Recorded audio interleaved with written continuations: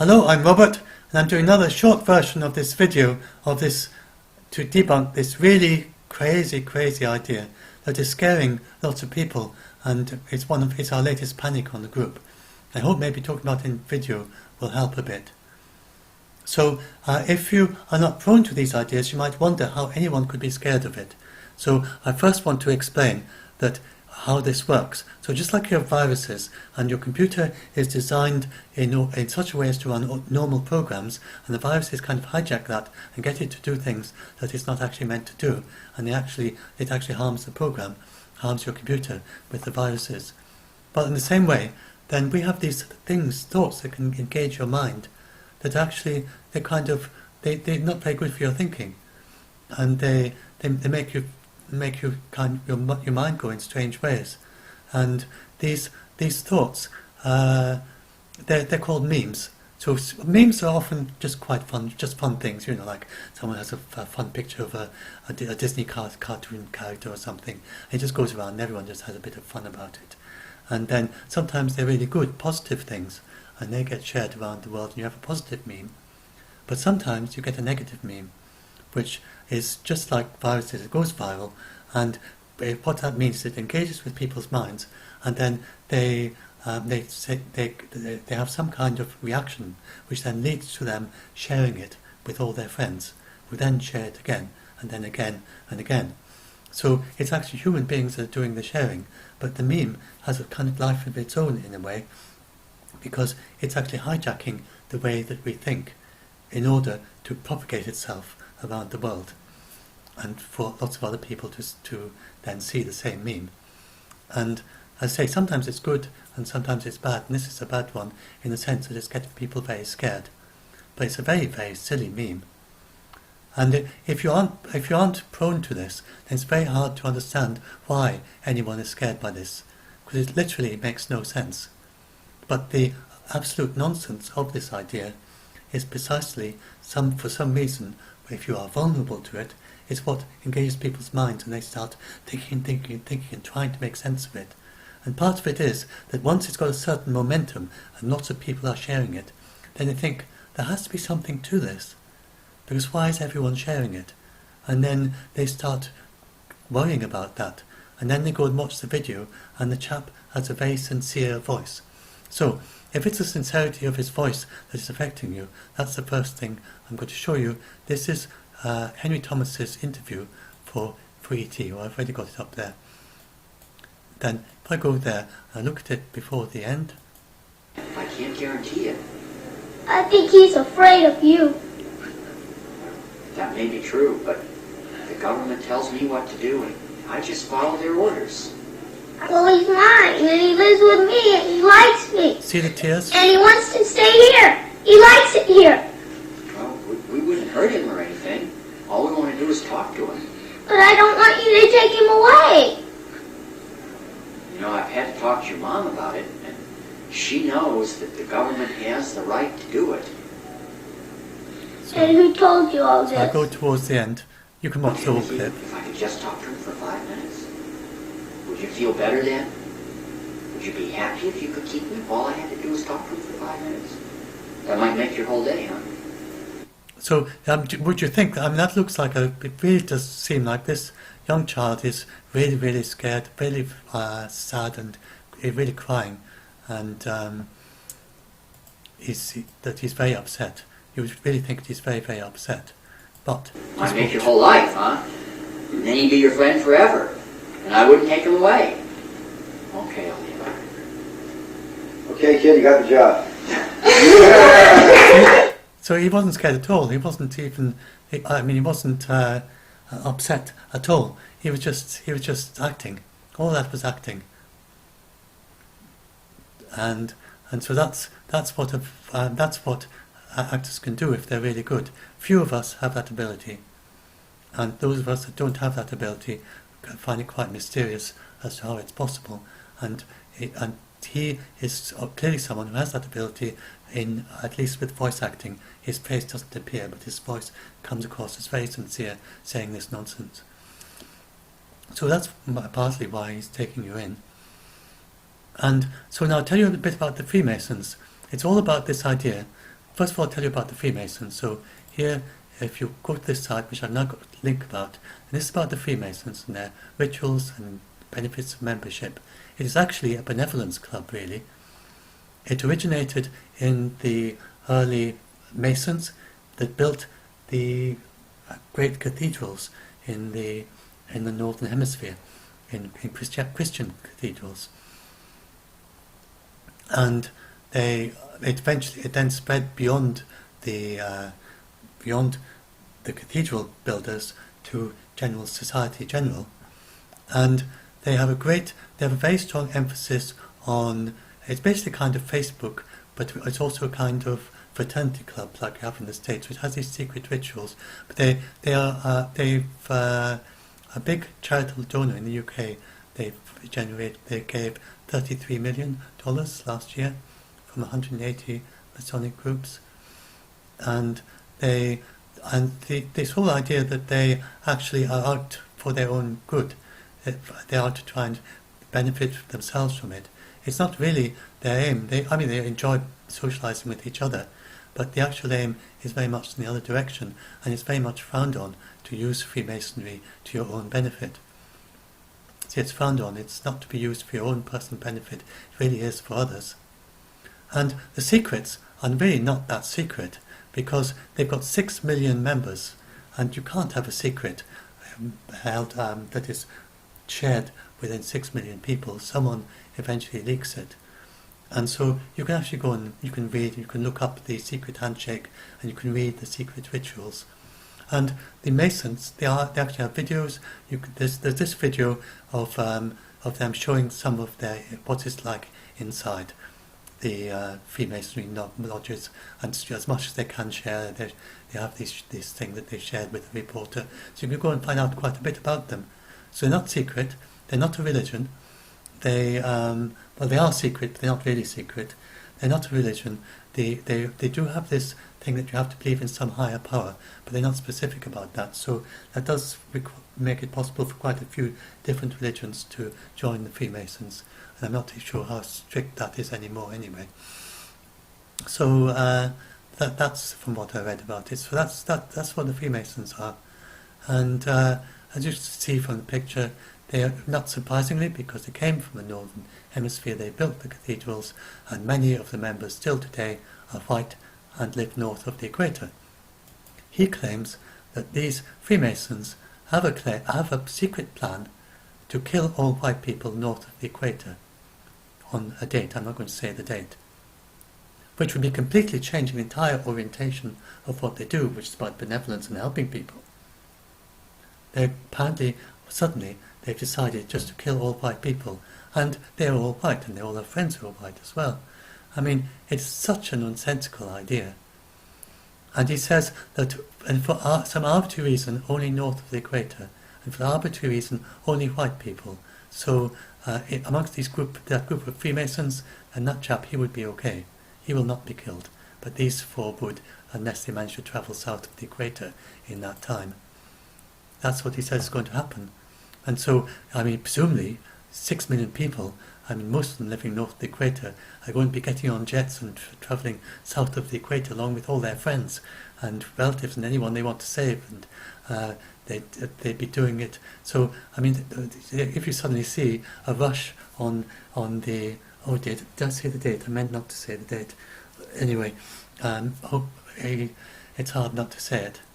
On that date, then they're all going to, if you suddenly see in the evening before, you suddenly read in the news that millions of people are flying south of the equator, then you might wonder if there's something in this absolutely ridiculous, silly story.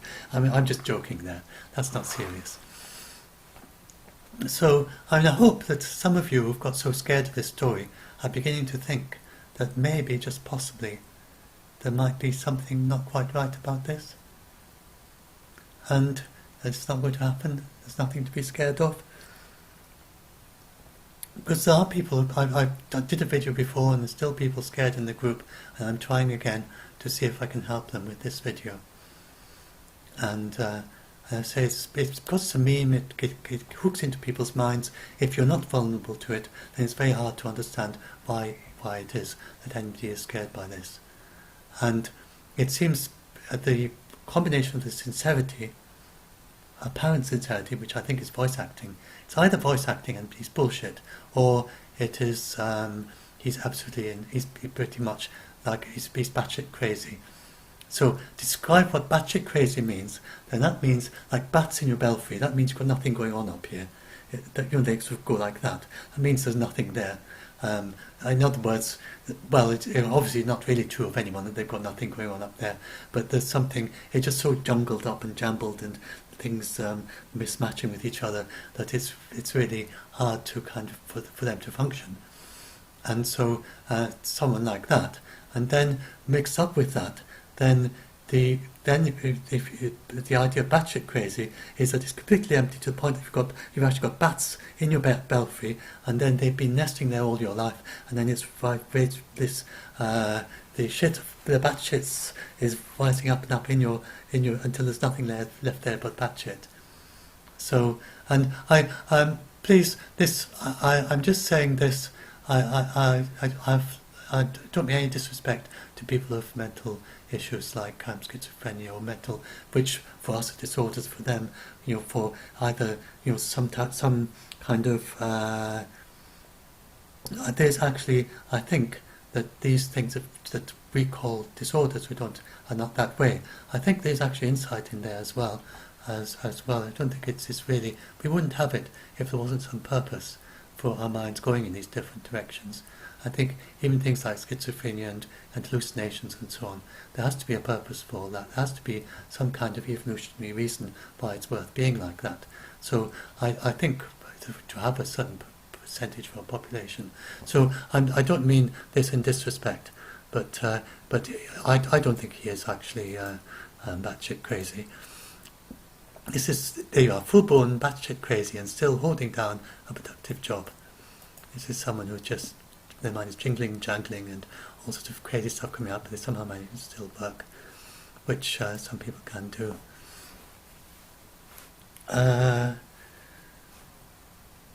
It can be a creative state of mind, and obviously he's been very creative, but in a rather negative way, sadly. So it could be that it's that, but I think it's more likely that it's just bullshit. So a bullshitter is someone who doesn't actually care what the thing they say means. They're just trying to produce memes, basically. They'll just say any words. They'll try any words they like that are going to kind of resonate with other people, and they don't care whether it's true or false or even what it means. They don't even care if it has any meaning. All they care is to try and make something that spreads out in the world and either makes them seem impressive or becomes viral and shared a lot. And that's all they care about it. So that could well be what he is doing. I'm saying this because people keep asking me, why do we get these things? And I think you need some explanation in order to just try and help you understand. And it's not you, it's something outside of you, a strange idea that was created in some strange way. I'm not pretending that I know how this originated, I'm just giving you a couple of ideas to help you understand how this sort of thing can happen. So then, if you don't read English, then this says, author claims Freemasons have secret plan to kill all white people north of this line on date. And he says if you travel here, you are safe. He says Israel is somewhere here, so he's geologically challenged. Then it says bullshit. Geologically challenged. He thinks Israel is actually there. So it's well north of India. I mean, surely most people know that Israel is north of India. And what you mightn't know is the equator is south of India if you live far away from it. But so it's very, very far north of the equator. So that's, I mean, have I said enough for you to start to think that maybe this is quite true? And then just a little bit more about his other ideas. So yes, he claims the entire world is being governed by a single world monarch, some secret person who is controlling the world.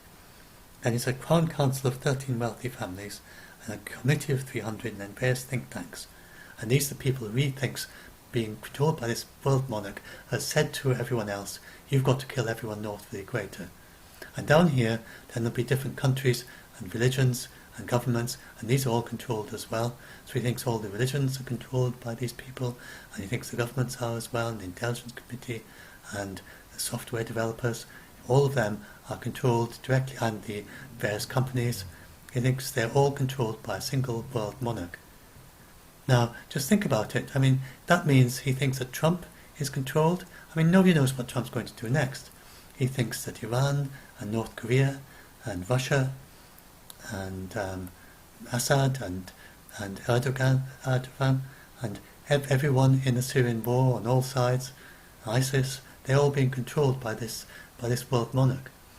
I mean, you know, hopefully again you think that this is not quite right. Nobody knows what. I mean, look at our Brexit in the UK and Boris Johnson, and I mean, Boris doesn't know entirely what he's doing, and nobody else seems to know what he's going to do. And Trump, I mean, he's even more volatile than Boris Johnson, and you know, he's just they're finding new grey areas as the time goes on. And you know, I mean, sorry, I don't mean that in any political way. And I mean the others. I mean, the same with Jeremy Corbyn, same with any of the politicians. You don't really know what they're going to do next.